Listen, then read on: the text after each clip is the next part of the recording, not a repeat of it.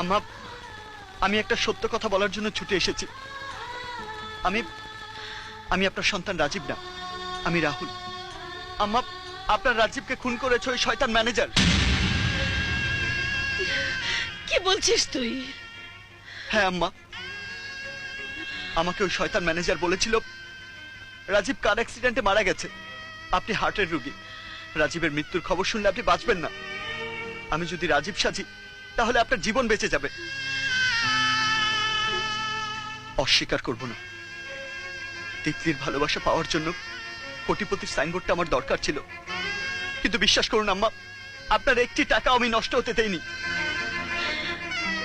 আমার মা নেই, তাই আমি আপনাকে মনে মনে আমার মায়ের আসনে বসিয়েছি, কিন্তু আমি আপনার ছেলে না। তুই আমারই ছেলে।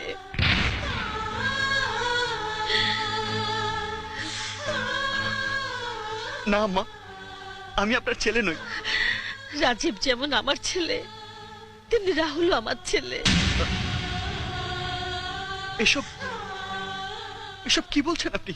ঠিকই বলছি, তোরা যমজ তুই ভাই। তোদের দুজনকে নিয়ে তোর বাবার সাথে মাঝার চেয়ারত করতে গিয়েছিলাম।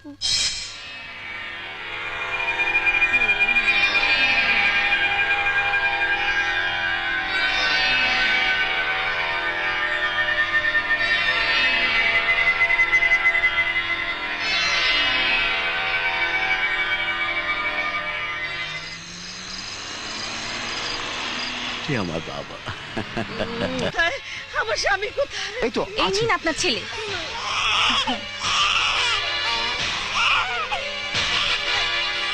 এই তো রাজীব। আমার রাহুল, আমার রাহুল কোথায়? আমার স্বামী কোথায়? আমার স্বামী বলছি কোথায়? সরি ম্যাডাম, আপনার স্বামীর লাশ মর্গে রাখা আছে, ওকে ছাড়া আমরা অন্য কাউকে খুঁজে পাইনি।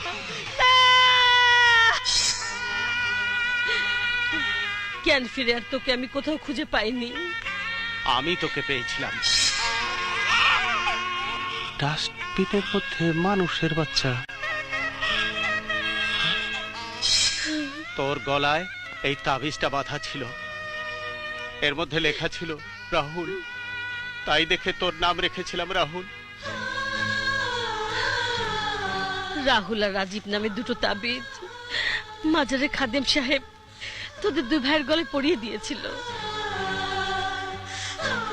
আম্মা, তুই আমার ছেলে।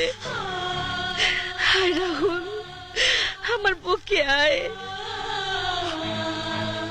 হায় বাবা, হায়। আম্মা, আম্মা,